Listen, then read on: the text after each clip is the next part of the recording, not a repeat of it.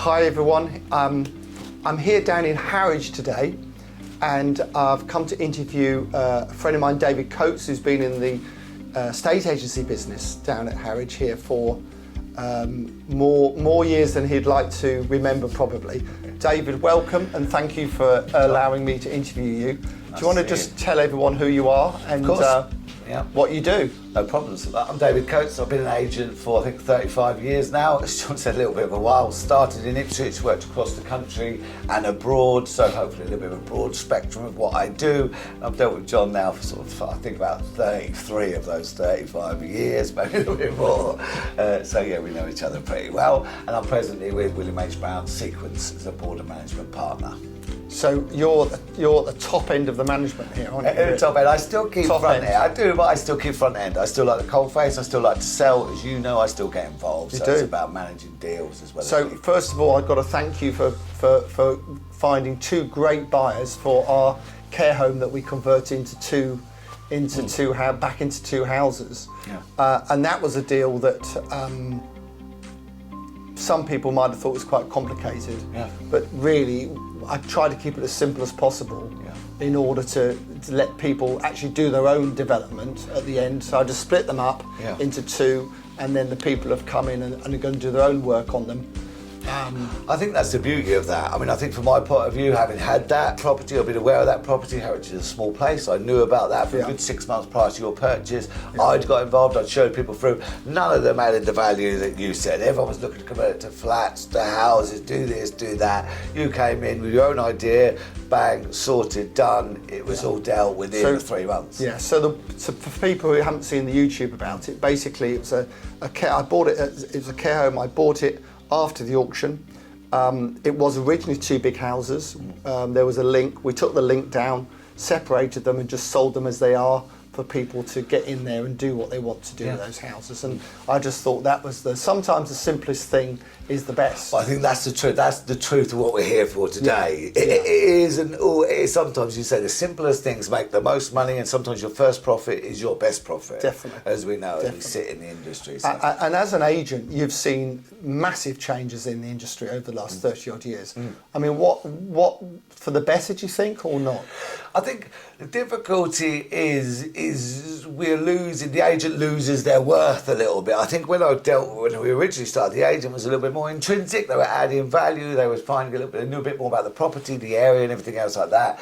Nowadays, with the sort of, I guess, with the dilution of agents and their fees through purple bricks and things like that, it's not the same.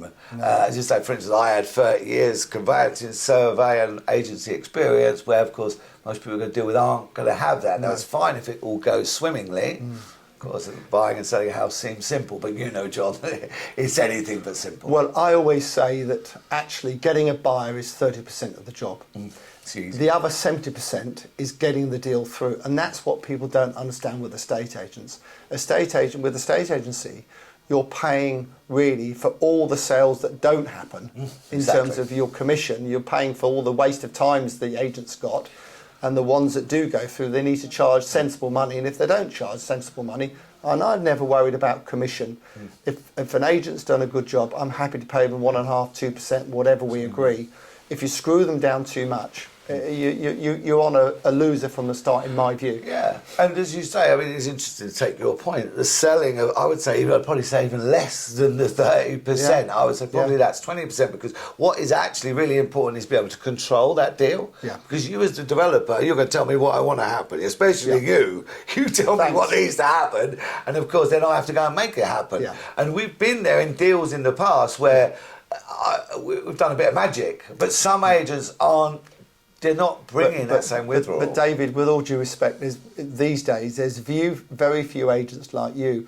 You will make the deal happen. You will really get engaged in the deal and personally look through it. A lot of these agents these days, especially the younger generation, and I'm not being disrespectful to them because some of them are very good, but they don't seem to have that passion on occasions, and certainly they don't seem to engage with developers, and developers, the young breed of developers. And I was at the London last night speaking at the London Developers Club, and interestingly, there was 60, 70 people that I was speaking to. There wasn't one estate agent there. Now, in the past, a lot of estate agents would become property developers and investors. That's where we all started. And nowadays, there's a new breed of property investors and developers coming from different industries. They're very bright, they're very articulate, but I do think they need to engage with agents more than they do. They seem to think it's like... you don't want an us versus them culture. I think, and there is a little bit of that. But you know, that's just how the world has changed, doesn't it? Really? I think so too. And that scares me because I think we add value genuinely as an agent. Without question. You've got a good agent; they should add value. They take it from cradle to grave for you with as least hassle as possible, as short as possible time. So I think we're on the same page. So, David, the one thing I've always remember, and what really impressed me about you many years ago, was when I was a director of Cambridge United Football Club, and you were selling a property for me in Ipswich, and my phone was switched off. And not everyone had phones in those days, by the way. It was a long time ago, but mine was switched off. It was Saturday lunchtime, early afternoon, and basically you looked at the football fixtures and realised that I was been on the team coach going to Swansea from Cambridge United's ground, and that I got a phone call in the boardroom at Swansea. I think, oh my God, has my mother died or something terrible happened and the house has burnt down? Someone's ringing me, you know, all the way worked out that I was going to be in the boardroom at Swansea Football Club. Goodness me, hi mate, it's Coatsy here. I've got an offer on your house. Now that is impressive, and that's going the extra mile, and that's what a good agent will do, of course. I think it takes me back to what you were saying initially. So in the early days, when I was a 16-year-old junior, we used to do contract rates, so we'd run those contracts from place to place. We'd pick people up, drop them off, and as you say, then if I've got an offer, I'm gonna find you. I mean, I remember as an agent, you pick people up from the station in your car. They come to the station, you pick them up in their car, in your car. You had to have a 4-door car. You take them around all the properties they wanted to view. You'd put them back on the train so they didn't go and talk to another agent. I mean, you know, you can't believe that now. No one now in this office, and you've got, what, 12 staff or something, I bet no one picks a client up anymore and takes them to view a property because everyone's got cars, and it's just the market's just changed, doesn't it? It changed exponentially. You probably haven't got insurance to let people sit in your car anymore or something crazy anyway. Exactly that. No, you couldn't. And as you say, it goes away. It looks like the industry, on the face of it, buying a house looks really simple from a developer, and that's why this is us versus them culture. But what me and you know is we have middlemen for a reason. Yes. You want them to stand between the two, and of course I get to bat on both wickets. Now, if you've got an agent who can bat on both wickets, that is what you want as a developer. You don't want an us versus them. No. If I don't want to deal with you, every time you ring me, you're moaning, adding new things to the deal. The two things, the main thing I always think is listen to the agent, take the agent's advice. Most agents are optimistic, admittedly, so sometimes you may want to put it on the market slightly less than what the agent says, depending. The question I always ask every agent, and you know this, is that when I'm putting a property for sale, the question I say is, I want this property sold within 6 weeks. What price does it need to go on the market to do that? And that gives an agent the chance to be honest, if you like, and say, you know, well, if you want to do it that quick, John, it needs to be a bit lower than what I've said.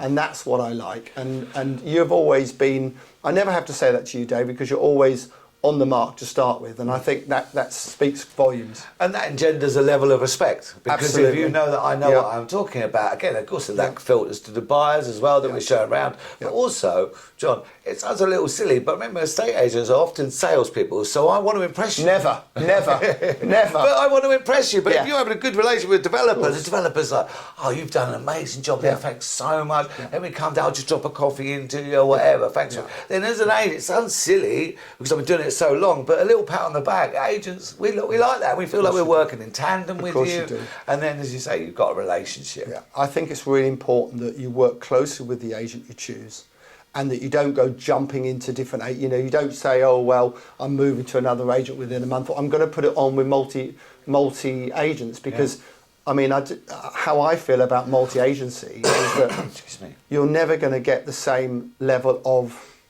commitment if it's on with a lot of agents. Pick the agent, stick with that agent, believe in that agent.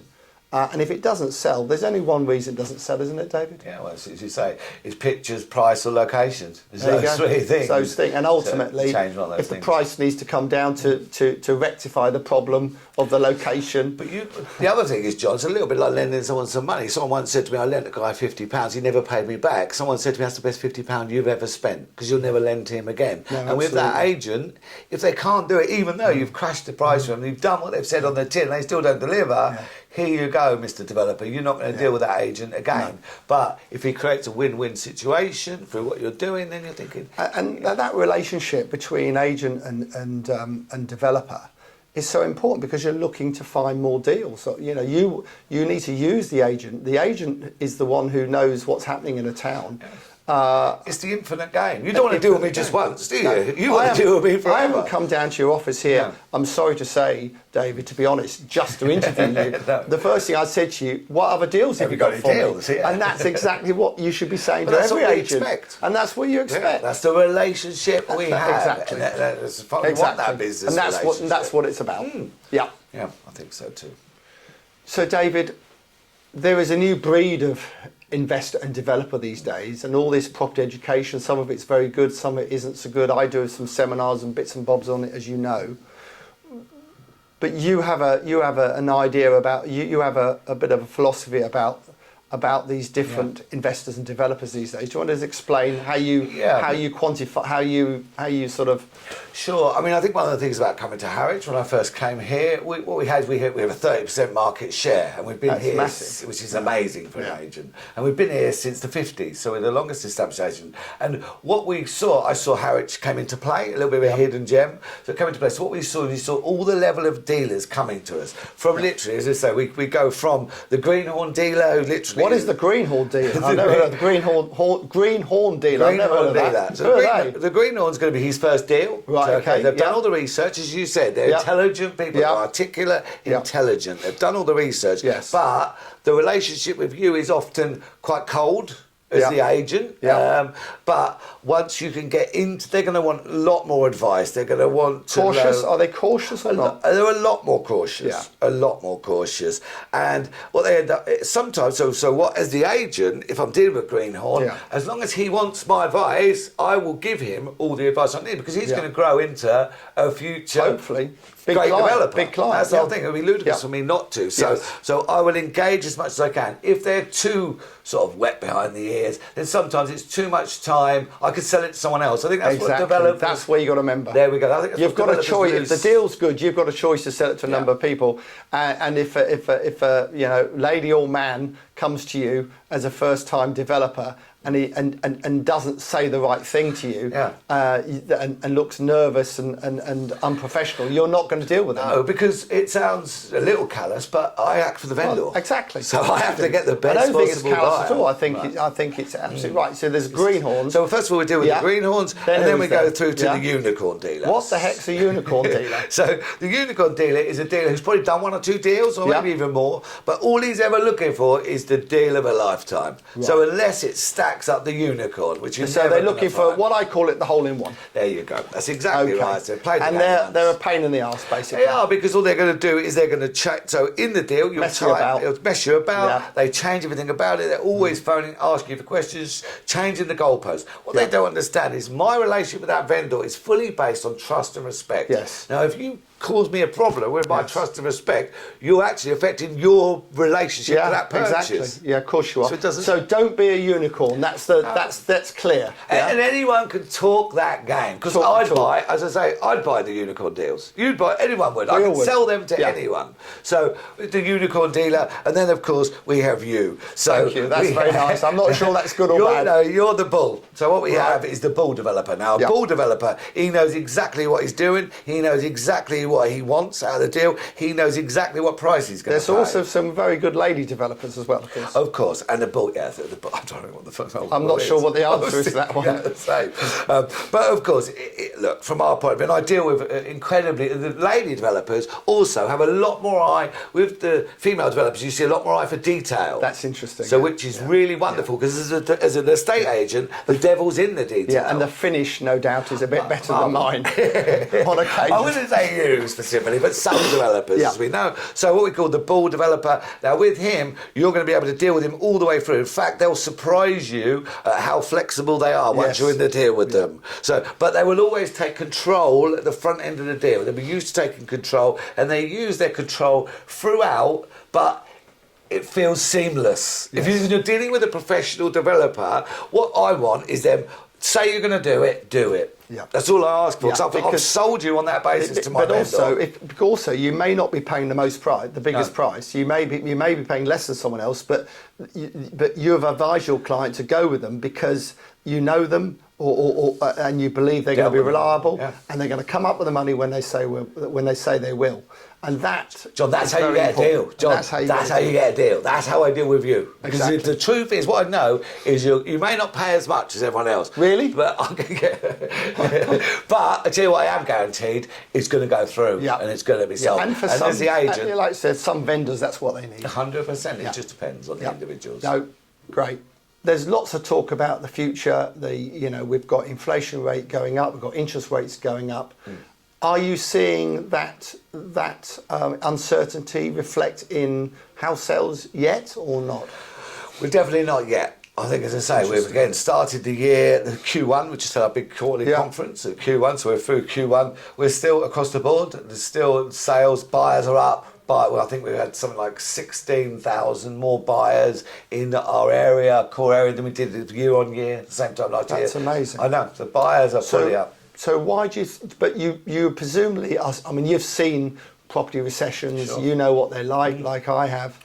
Surely, with interest rates going up and inflation going up, and the economy not looking as good as it is now going forward, surely you see the market hardening, getting more difficult, softening, I should say, getting more difficult to sell, staying on the market longer, telltale signs or not? I think you're right, but if you think about yourself, so let's just look at you at 18, 19, when you were a first-time buyer, or 20. Now, you were you were thinking about that bigger picture. All I would say is and this isn't talking in any way, but most 18, 19, 20 first-time buyers aren't thinking about the world politics or interest rates. All they're thinking about is they'll spend £1,000 to rent a house out, or they'll get a mortgage. It'll cost them £600 a month. They don't care how long that's for. All they see is the short-term gain. And of course, the knowledge says buy a home, invest in your investment. So the first time we're still seeing a real fire at the bottom of the market. But as you say, what we expect in quarter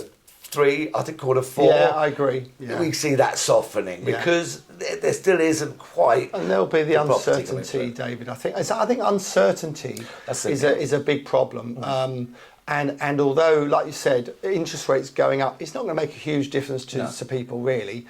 I don't think they'll go up more than 2% in total. No. So they're still going to be, compared to where we were 15 years ago when we first, 20, 30 years ago had a mortgage, where the average mortgage rate for a first-time buyer was probably 10%. Yeah. But John, just quickly, just to take that point. During that period, you were still dealing, weren't you? Yes. We were still dealing. And what were we dealing? Good stuff still sells. Yes. Doesn't it? But the main road stuff, what I'd say to developers, so for me, what I always say to developers, in an ideal world, you don't buy main road, you don't buy without double glazing, you don't buy without parking, you don't buy without heating. Because they're the ones, that if the market softens, you're going to have a problem getting rid of them. Main roads, but in a great market, of course, you sell everything. Quality always sells. Quality will always sell. And that's that unique bubble that some developers can still provide. Because if the market, there isn't much on the market, even though there is, if yours stands head and shoulders, your product, it will always sell. It doesn't matter on the market. So summing up, David, on the market, what do you think?